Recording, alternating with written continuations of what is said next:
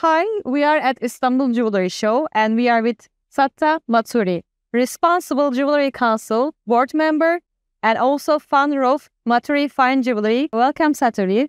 Thank you. It's lovely to be here. Sustainability represents one of the most critical and nuanced challenges facing the jewelry industry today. Could you please inform us why jewelry sector should prioritize sustainable practices and what role RGC play in driving this transformation?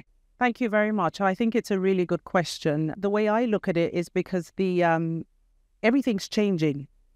The new world, when you look at what's happening, businesses are changing. The way you do business has changed. Legislation is changing very quickly, and everything. And the way we do business needs to change. So adopting sustainability into your business used to be a nice to have, but it's no longer a nice to have. It is something that you need to have embedded into your business and your practices and how you manage everything that you do, because that is the way forward. It's very interesting that you use the word nuanced, and I like that in the question because to some people it is very nuanced, because I think people need to be much more knowledgeable about it and changing that mindset as well. And I think that's where the RJC comes in. We are there to help you adopt those practices and hold your hand and make sure that you're, at the forefront of change. You mentioned a bit, but how did the principles of RGC guide you in creating your own brand, Matturi Fine Jewellery? So basically, if I were to give a bit of my background, I worked for a mining company, a corporate that was already doing responsible and sourcing, and had all the ethics and provenance and pushing that case. So, and I spent 20 years with that company before I left to start my own. So it was already in me. I had the mindset, it was kind of embedded in what I do and my interactions and how I ran my brand and my business. So it was easy for me to come through and, sort of put that across, making sure that you understand what needs to be done and doing it in bite-sized chunks, actually. And that's what I did for my business. I think a lot of people look at it and say, you have to change overnight, but it's a journey. It's not about doing everything doesn't have to be right, at the light, but it's about taking one step at a time, looking at your business and saying, right, I am going to take my sourcing and my procurement for all my metals or my stones or my diamonds that I use or my pearls, and I'm going to make sure that I do that really well. And then you work your way through. And that's what I've done in my business. Yes, I had help from my previous work, but it's a work in progress. And the RJC is there to ensure that you go through that process. And that's why we have auditors, we have checks and balances where they would look at your business and say, right, where are the areas that are lacking? What can you do to fill up those gaps? Is it possible to achieve both aesthetics and ethics in jewelry? How do you personally strike that balance in jewelry? To my mind, I think the both, to be honest, are two separate things. And the way I would approach the question is the what and the how. So the what is the jewelry. So what are you making? I am a jewelry designer, and I want to make beautiful jewelry. That is my passion, right? But the how you're going to do it is, I want to do it in the softest, nicest way possible to the planet, to the people I interact with, the products that come to my workshop to make the product. So it's the jewelry is one thing to me, and the ethics comes through in how you make that jewelry. So again, like I said today in my talk, I think it's a mindset change. It's about how passionate you are. And if you're really passionate about something, you don't need the consumers to actually push you to do the right thing. And that change starts with you. And when you do the jewelry and you've procured in the right way, and you know that you can kind of vouch for every single thing and the process that you've come to that design, I think in a sort of funny way, it comes across. and you're helping to sort of push that across to the consumers. You're then, sort of engaging with consumers.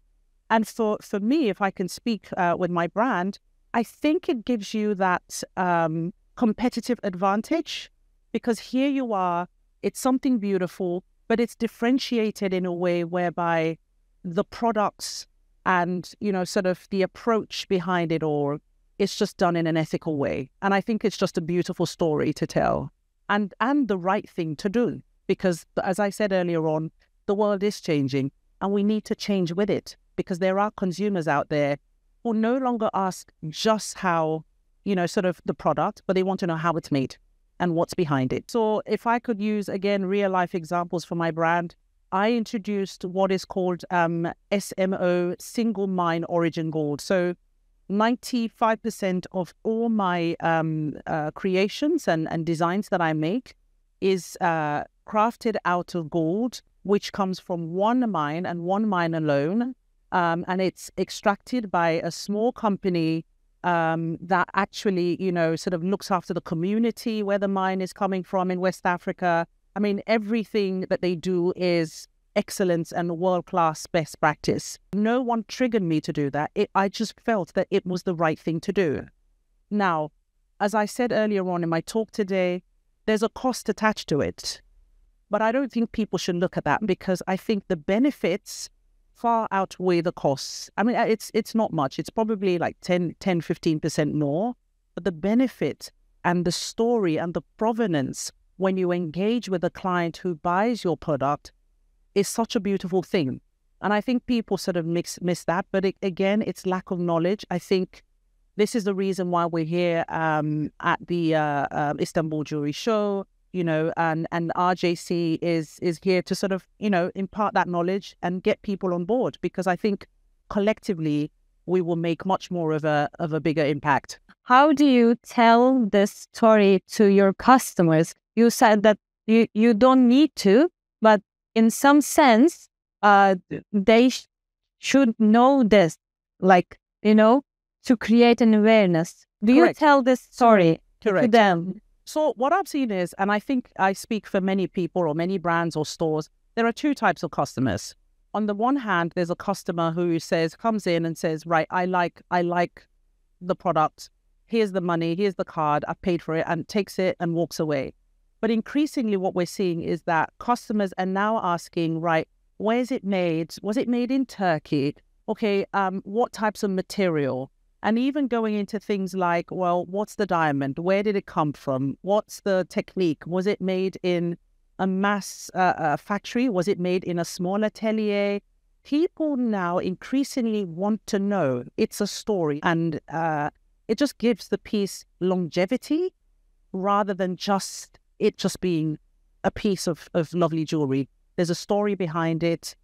Most times people do a collection and it's built around sort of an inspirational theme of something. But again, you need to take it further and, include the materials. So at the RJC, we welcome anyone. We welcome everyone within our industry, as long as you operate within the wider watch and jewelry industry. So all business units, an SME, a large jewelry chain. You could be a single sort of maker jeweler. You could be a brand owner. As long as you operate within the space, we are very inclusive. We urge everyone to come in and put in an application. Our application process is digitized. It's fully digitized. So you go in and there are step-by-step guides that help you to put in an application. Then it takes about 2 weeks to get you onboarded. And then the next thing is you get an invoice to pay, and then you officially get your certification. So, I mean, it's a process that would take about 6 to 8 months, but we're doing our best to make sure that we push that through. But again, I would say the benefits after becoming a member far outweighs the time and, sort of the process. How can RGC certification provide a competitive advantage for emerging markets and up-and-coming designers? I think I've said it earlier on. There's a cost attached to it, but I don't want to sort of focus on that, because I made it, I think, very clear that the benefits far outweigh, sort of the time, the resources, and all of that. But it definitely gives you a competitive advantage. It definitely puts you at the forefront of change. When you become a member of the RJC, you are also in a group or with like-minded individuals who want to do better.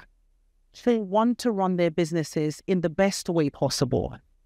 And I think as someone who runs a brand, most times our focus is about, have you done the sketch? When are they going to do the sort of the final polishing? How are we going to market it?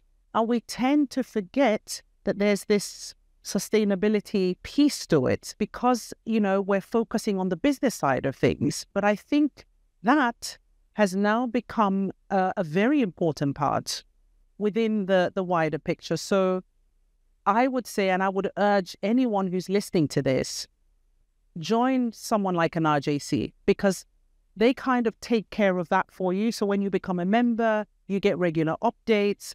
You are always informed of any changes that are going on, either, sort of globally from a legislative point of view or, regionally or whatsoever. But it's something that you need to do. And it's no longer a nice to have. It's something that should become part of your business and it should be embedded within it. Okay, thank you so much for being with us. Thank you. It's been an absolute pleasure and thank you for having me.